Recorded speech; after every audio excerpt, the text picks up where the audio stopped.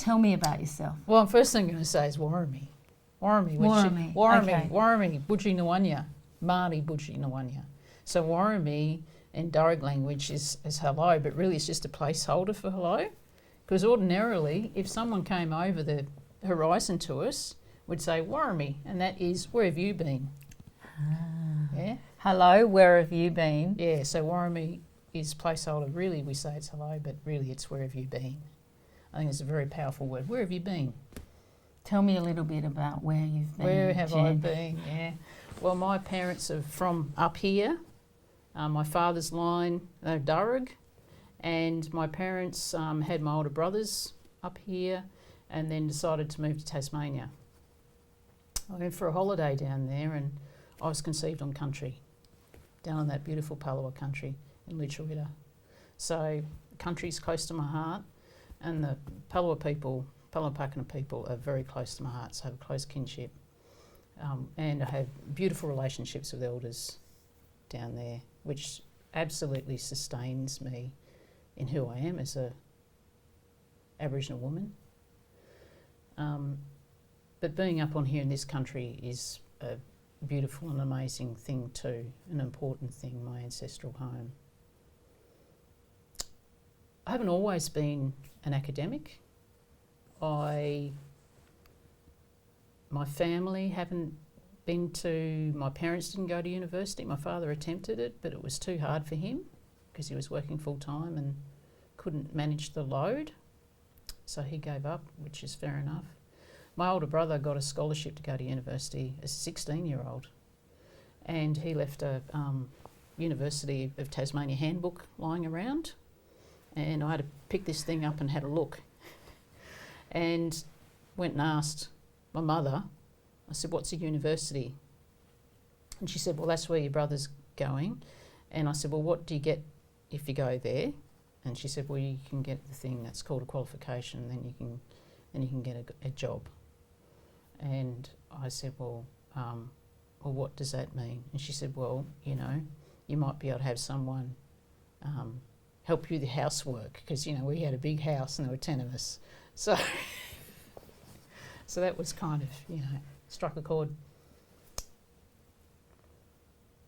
So I went to university as a young person and I studied environmental design, a Bachelor of Arts in Environmental Design, and then I went to work for local government as a designer, a drafts type person, and I did that for a while, and then I went back to university while I was working to do a second degree, which is a degree in architecture, which was quite good. And then I went and practiced that for a couple of years, but I found it didn't really suit me.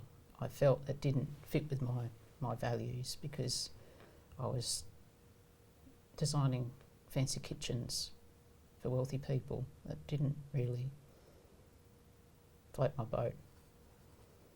And then I had some various jobs with government, and then I had some friends who the University of Tasmania traditionally only had a campus in Hobart, and they had built a campus in Burnie, and had some colleagues who said that they were going up to that campus and that they had got scholarships to do a PhD.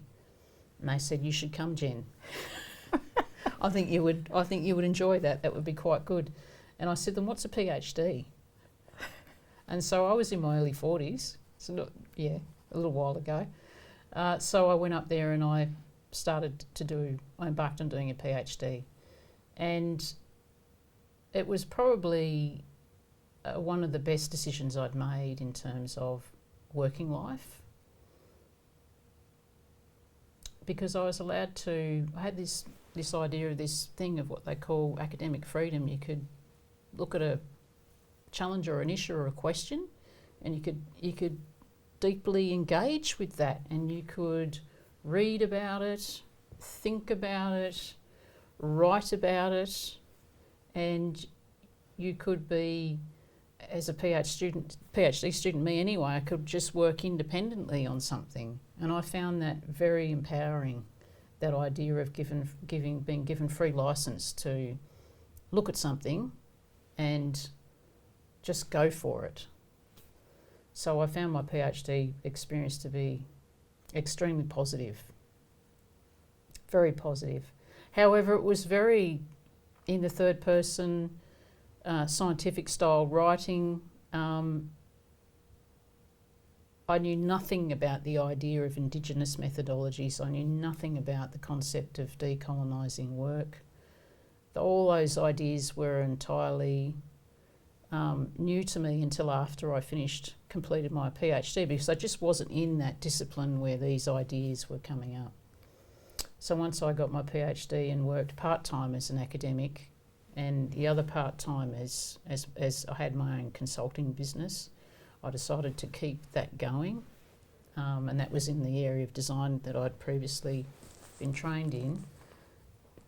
I really started to engage with bringing in my Aboriginal self into my research work and into my research practice. And I have to say it has been the most enriching experience. It's not just from an academic perspective or a work perspective, but I could truly say now I am so excited about doing my work, my research work. And I feel entirely empowered about being given the academic freedom to write and investigate about things that I think are very important, and to work with other Aboriginal academics and colleagues and Indigenous peoples elsewhere on the globe, and to work on what, we call the Indigenous scholarly body, which is that distinct scholarly work that looks at decolonisation, Indigenous methodologies, and Aboriginal, First Nations, Indigenous, Black, and particularly Black queer voices. I wanted to ask you an open-ended question about Indigenous or Aboriginal research. What's your take on Aboriginal or Indigenous research? Well, as an Aboriginal woman, as a queer Black Aboriginal woman, my research really speaks to who I am and how I want to do my research. And it's about bringing a Black voice in my research. It's about challenging standard Western academic norms. It's about creating space for a different way of looking at research. It's about challenging old-fashioned ways, sort of perhaps stale ways of viewing how research can be done. But really at the core of it is about giving strength and amplifying Black voice, queer Black voices in research. So that means looking at the way we view the world, looking at the way that we actually do our research methods, making space for Aboriginal, queer Black Aboriginal voices and Aboriginal voices, challenging the way that people understand research to be done. I've got some follow-up questions from that really interesting way that you've framed Indigenous research methodologies. Can you give me an example of the ways in which you've written that up? Yeah, I think you can be quite creative. In a standard way that we're taught to be researchers, we're taught to explain phenomenon and investigate things like in a detached third-person sense. Whereas I don't like to do that. I like to use my first-person voice. I am, this is important to me, this is how I view things. I think that's a very powerful way, in an initial sense, of framing your research. And another thing that I think is also important is you situate yourself in the research culturally. You say who you are, where you're from, who your mob is, and also you pay respect to the place that you're doing research on and the mob that you're working with. I think those aspects are also very important. And so instead of just looking at a research question or research problem in that detached sense, being an Aboriginal person, I can actually draw on deeper ways of Aboriginal philosophy that gives respect to country and gives respect to Aboriginal people. Also looks at ways of recognising struggles too, not sweeping things under the carpet. I think that's very important. We need to engage in what are problematic issues for us, such as racism, unconscious bias, but at the same time build on the strength of what we have, the resilience we have, the healing aspects we have that research can bring, the strength it can bring, the solidarity it can bring. So one example would be that instead of just looking at existing literature about a certain theory that something should be done or a certain methodology in a standard Western sense, I can look at that as an Aboriginal person and think, well, how does that relate to me culturally? And what can I bring to that investigation that will shed some new light? So instead of having standard ways of doing it, for example, you could say, well, I'm going to use an Indigenous method that actually investigates something from a completely different way of being and knowing. You can bring country into the research. You can think about country as a strength and as an agency, an entity within its own. Because being Aboriginal, we're entirely connected to country. Country's us, and we are country.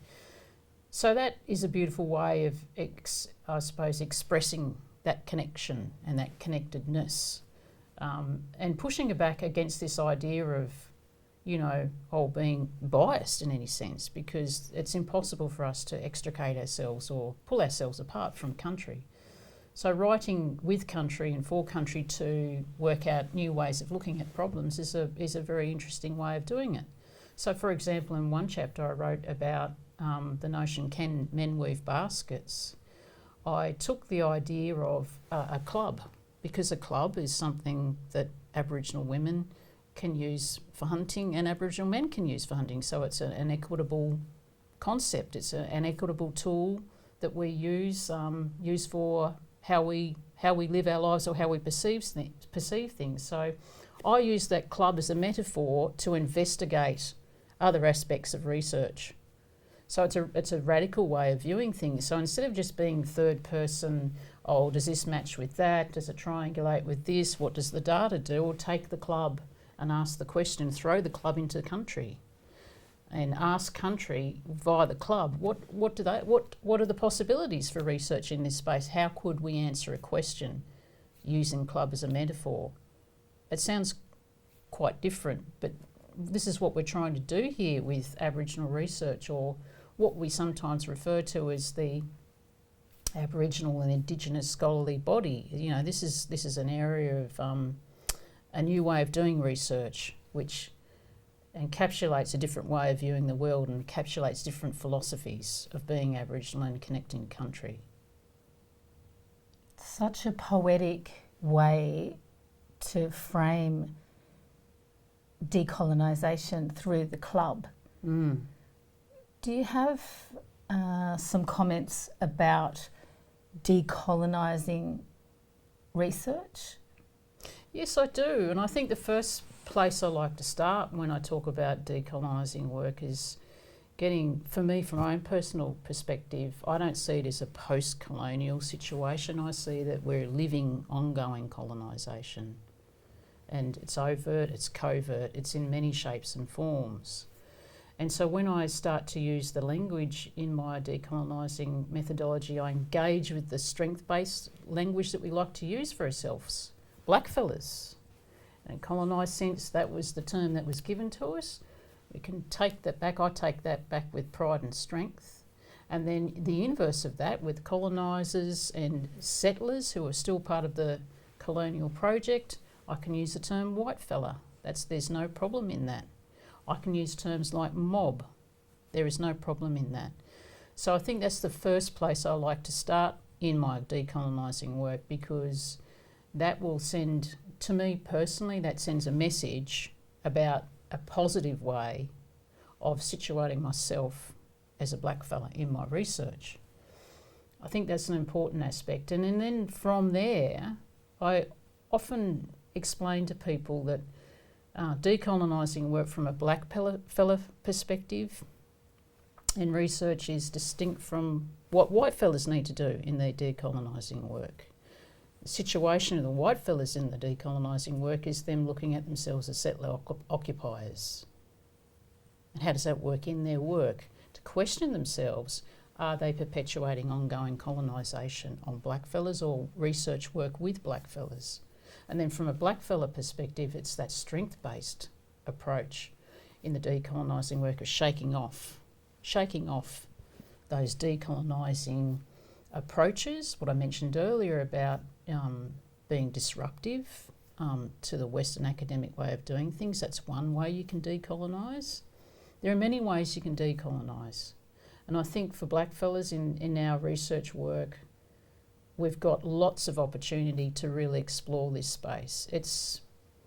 We don't have to be too fussed about this idea of demonstrating how something's operationalised. You know, we don't have to be too fussed about can you please explain to me the exact methodology? We'll just use an Indigenous blackfella methodology in our decolonising work, which just speaks about strength, about solidarity, pushing back against other concepts such as white possession and whiteness theory. I think they're very important aspects for people to understand within decolonising work.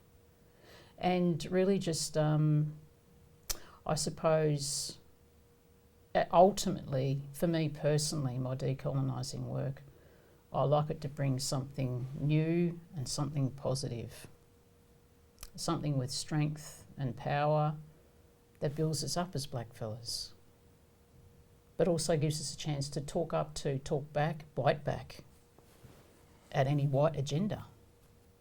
Do you have any advice for emerging artists, designers, architects that are on the beginning of their journey in how to approach working with Aboriginal communities or with Aboriginal artists, designers, architects? Yeah, I think the first thing I like to encourage people to do is recognise that they're settlers, occupier settlers. I mean, it might sound harsh for people and a bit upsetting, but I think it's the first thing that needs to happen, because really what we need to do is we need to make sure that people don't slip into this mode of what I call black curiosity, whereby it's just consuming our black culture in order to pursue another interest.